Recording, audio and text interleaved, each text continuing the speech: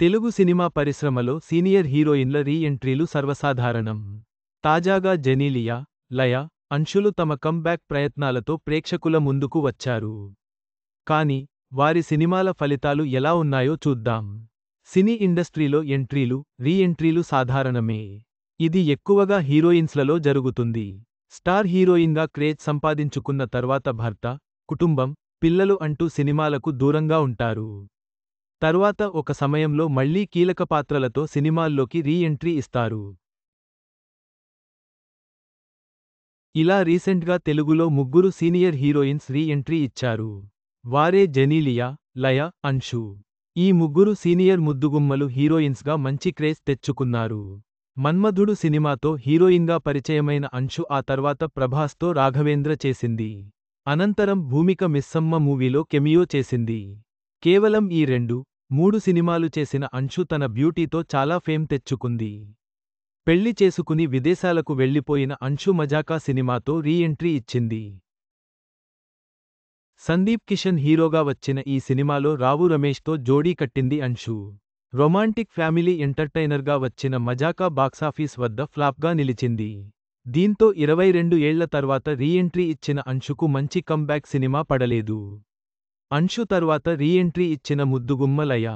నితిన్ హీరోగా తెరకెక్కిన తమ్ముడు సినిమాలో అక్క పాత్రలో కనిపించింది. తన నటనతో నంది అవార్డ్ అందుకున్న లయ పెళ్లి చేసుకుని అమెరికాలో సెటిల్ అయింది.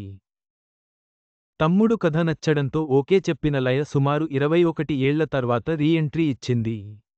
కానీ, తమ్ముడు సినిమా కూడా బాక్సాఫీస్ వద్ద బెడిసికొట్టింది. రొటీన్ కాన్సెప్ట్, టేకింగ్తో వేణు శ్రీరామ్ దర్శకత్వం పాలిపోయిందని కామెంట్స్ వచ్చాయి. అలా లయకు కూడా రీ ఎంట్రీ బెడిసికొట్టింది. ఇక ముచ్చటగా మూడో ముద్దుగుమ్మ జెనీలియాకు వీరిద్దరి కంటే తెలుగులో ఫుల్ క్రేజ్ ఉండేది. హాహా హాసిని అంటూ అందరి మనసు దోచిన చిన్నది జెనీలియా. అలాంటి జెనీలియా కెరీర్ బాగుండగానే బాలీవుడ్ హీరో రితేష్ దేశ్ముఖ్ను పెళ్లాడి అక్కడే స్థిరపడిపోయింది. భర్త, పిల్లలతో పాటు పలు ప్రొడక్షన్ పనులు చూసుకున్న జెనీలియా రీసెంట్గానే అమీర్ ఖాన్ సితారే జమీన్ పర్ సినిమాతో బాలీవుడ్లో రీ ఎంట్రీ ఇచ్చింది. దాంతోపాటు తెలుగు, కన్నడలో విడుదలైన జూనియర్ మూవీలో కూడా జెనీలియా కీలక పాత్ర చేసింది. లయలాగే సేమ్ టు సేమ్ జెనీలియా కూడా హీరోకు అక్కలా నటించింది. కానీ, జూనియర్ మూవీ బాక్సాఫీస్ వద్ద మిక్స్డ్ టాక్ తెచ్చుకుంటోంది. చాలా వరకు ఆడియన్స్ జూనియర్పై నెగెటివ్ అభిప్రాయం వ్యక్తం చేస్తున్నారు. కానీ, జెనీలియా సీరియస్ యాక్టింగ్, ఆమె స్క్రీన్ ప్రెజెన్స్ బాగుందని కామెంట్స్ వచ్చాయి.